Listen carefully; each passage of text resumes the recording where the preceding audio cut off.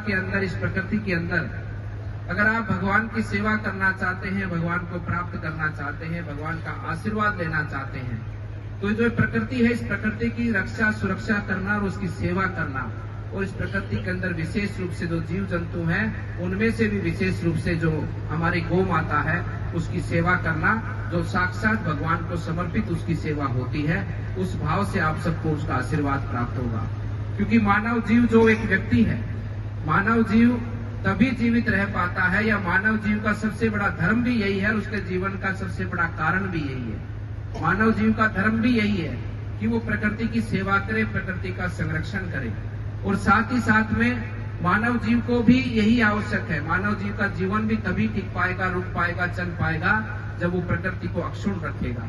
अन्यथा ये प्रकृति का अगर हम सेवा नहीं करेंगे तो बताओ, एक कमरे में आपको बंद कर दें और कमरे में कोई हवा आने और जाने का रास्ता नहीं हो, तो आपका कुछ अगले मिनटों में क्या हाल होगा वो आप सब जानते हैं। इसलिए मानव जीव के अंदर हमको ये जन्म जो मिला है, ये बहुत सौभाग्य की बात है कि हमको भगवान ने आशीर्वाद दिया कि हमें मानव जीव के अंदर इस धरा के ऊपर भेजा है। और मानव जीव का जन्म देने का मुख्य कारण, केवल एकमात्र कारण यही है कि भगवान की सेवा करना और भगवान की बसाई उस रचना के अंदर इस पूरी प्रकृति की सेवा करना, ताकि इस प्रकृति के माध्यम से ये संसार फले फूले आगे बढ़े।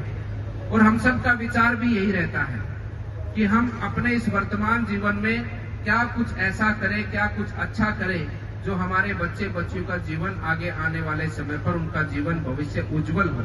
ये सबकी कामना रहती है। तो क्या हम केवल इतना मात्र सोचें कि केवल हम अपना धन कमाएं, अपना अच्छा गाड़ी बंगला मकान बनाएं, अच्छा खाएं, इतने मात्र से क्या आपका जीवन अच्छा हो जाएगा? अगर वातावरण दूषित होगा, समाज के अंदर विचार दूषित होंगे, समाज के अंदर अगर आप अपनी बहन बेटियां अगर बाहर जाएं तो वो आपको डर लगे कि हमारी बहन बेटियां सुरक्षित होंगी या नहीं होंगी, अगर इस प्रकार का वातावरण समाज में रहेगा, नशे की जो प्रक्रिया है, नशे का जो प्रचलन है, अगर वो समाज में बढ़ेगा तो क्या हमारा भविष्य उज्जवल रहेगा? या समाज के अंदर जो आज वायु प्रदूषण है या अन्य प्रकार की अनेकों बीमारियां जिसके चंगुल में जिसके ग्रस्त हो चुका है कि मानव जीव, अगर ऐसी व्यवस्था रहेगी तो क्या हमारा जीवन या हमारा भविष्य सुनिश्चित हो पाएगा? ये हमें विचार करने की आवश्यकता है। तो मानव जीव का भविष्य और मानव जीव का जीवन धन और माया के माध्यम से नहीं, अच्छे वातावरण, अच्छे संस्कार और अच्छी संस्कृति के माध्यम से ही हमारा जीवन सुनिश्चित हो पाएगा और भविष्य उज्जवल हो पाएगा। इस विषय को ध्यान में रखते हुए अपने जीवन को इस कार्य में लगाइए।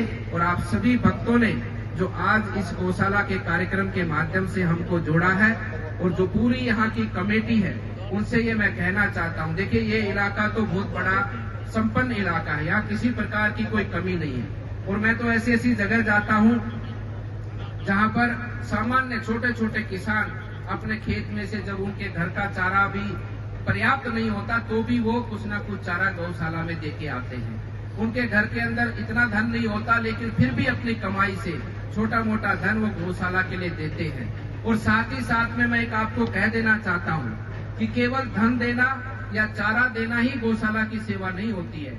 अपनी सेवा के माध्यम से जो युवा साथी, उनको विशेषकर कहना चाहता हूँ कि कभी भी एक दिन में एक बार आइए। कभी कोई एक दिन में एक बार नहीं आ सकता तो हफ्ते में एक बार आइए, हफ्ते में नहीं आ सकता तो महीने में एक बार आइए, लेकिन गौशाला में आइए जरूर। और अपने बालक बालिकाओं, बच्चे बच्चियों को भी साथ लेकर आइए और गौ माता की सेवा करिए।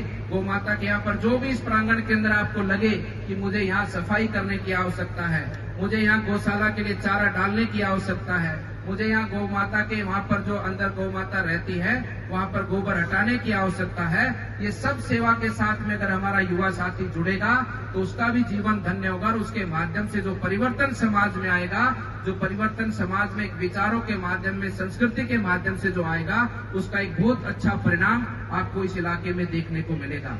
इसलिए केवल धन ही नहीं, सेवा के माध्यम से भी गौशाला से जुड़िए। और विशेष रूप से सेवा का तो सबसे बड़ा योगदान है। देखिए गौशाला को चलाने के लिए चाहिए क्या?